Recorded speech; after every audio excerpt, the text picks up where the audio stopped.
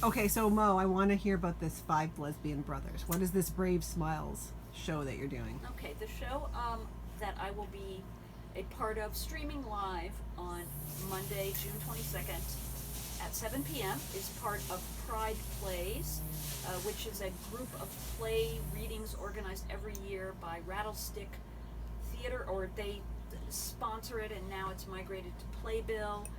But it's organized by a guy named Michael Urie, who is an actor. He was in Ugly Betty. He was the gay in Ugly Betty. If anybody saw that show, he's a wonderful guy. He's an amazing performer.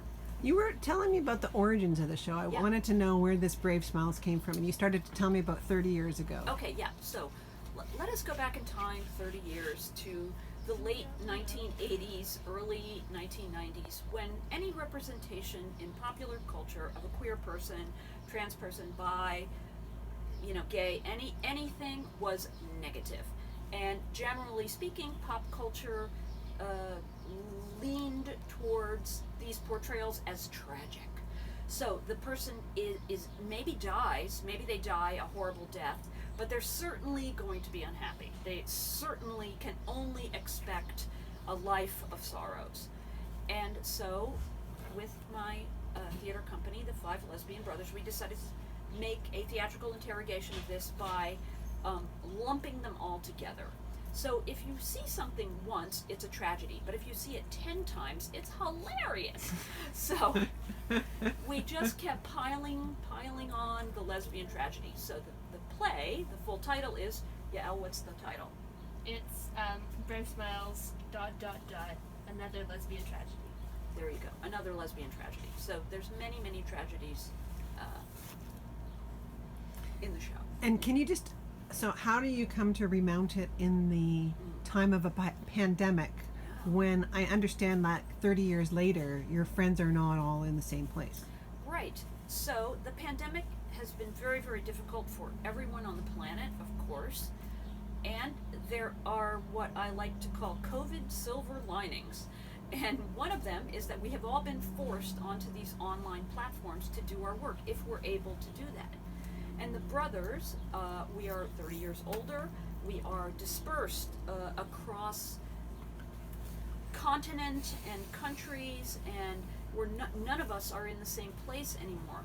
Neither our director, Lee Silverman. So we are all able to work together in the Zoom room, except we're not using Zoom, we're using another streaming platform which is called StreamYard, and it is more geared towards theatrical performances, because you can, someone is backstage and then you can put them on stage, right?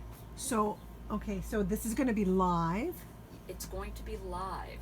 with somebody in Los Angeles, somebody in the Yep. Bronx, somebody in Toronto. Yep, all of that. Someone on Long Island, someone else in LA, and is that everyone? Long Island, Bronx, Toronto, LA, kind of Acton, California, which is outside of Los Angeles.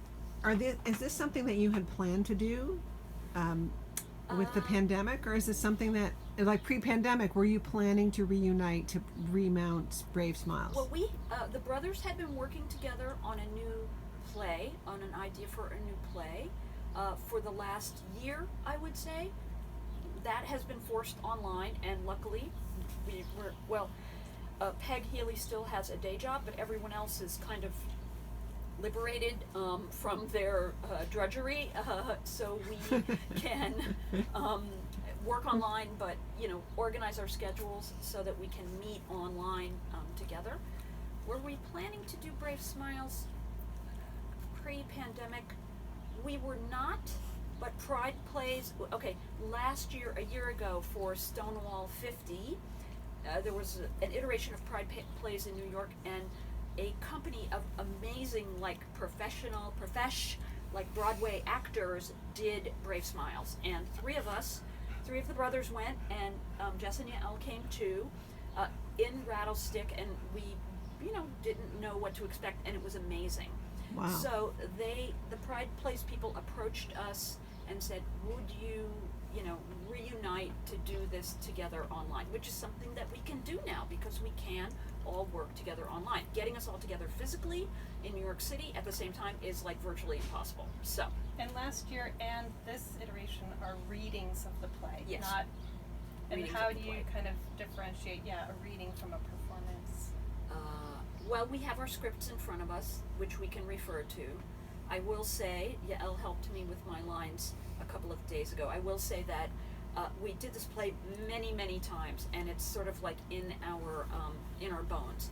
So a lot of it is coming back, and a lot of the dumb jokes are coming back. It's a pity that we are unable to recreate all of the physicality, the physical humor, the dopey, falling down and falling down drunk. I really enjoyed doing that many times in the show. So we can't exactly do that. But there also are other jokes that Zoom or StreamYard affords us. So you hand something from one square to another, right? Like a glass. We toast. We hand glasses to each other. It's fun. Huh. And then just in terms of the skin you're in now, Yeah. Compared to 30 years ago, what's the biggest difference in Oh, terms gosh. of living your life, like coming from the place where the Yeah. lesbian tragedy and now you have this pretty rich existence? I mean, Yes. spiritually, emotionally. Yeah. The world Professionally? has changed very, very quickly. Very quickly. All these things that have happened legally, for the most part, like same-sex marriage, this kind of stuff, that was a distant dream 30 years ago. Distant. It seemed totally crazy, and now these things are real. And we have protections. We don't have complete protections in the United States. Here in Canada, very solid protections. Makes me think about the show you put on a couple of years ago in Toronto at Buddy's. Yeah. Queer Shame. What was it called? Shame. You Shame. were in it. Shame. I was in it. But so what's the important part to remember about the shame part? Shame. Yeah. Well, shame is the origin of pride, I guess I will say. In a pre-Stonewall era, the twilight world of the homosexual, it had to do with sneaking around to our own places where we could meet others like ourselves. And we sort of deal with that in Brave Smiles, right? But this shame, like I as I said that night where you joined me on stage, Sue, I come from a shame-based reality. That was how I was raised. That it was, lighting change. Yeah. Small lighting change.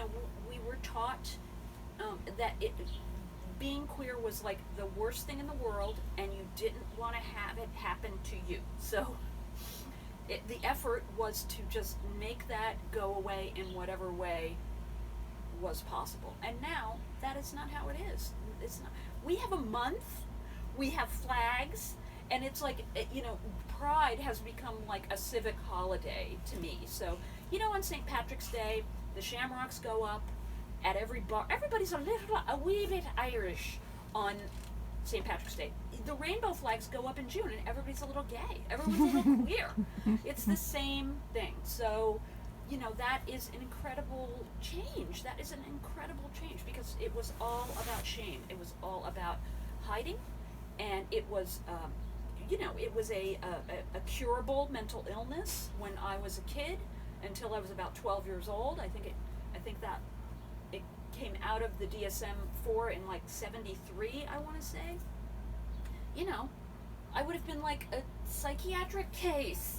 And now I am, but it's totally different. It has nothing to do with my sexuality or my gender presentation. So, Well, I really want to thank you for spontaneously allowing me to bring up my phone and ask you these questions when you just stopped by to give me a puzzle. aw, So thanks a lot. My And total I'll pleasure. maybe, if with your consent, put this online so others can have the benefit of your thoughts. it's my pleasure. Thank you for asking, Sue.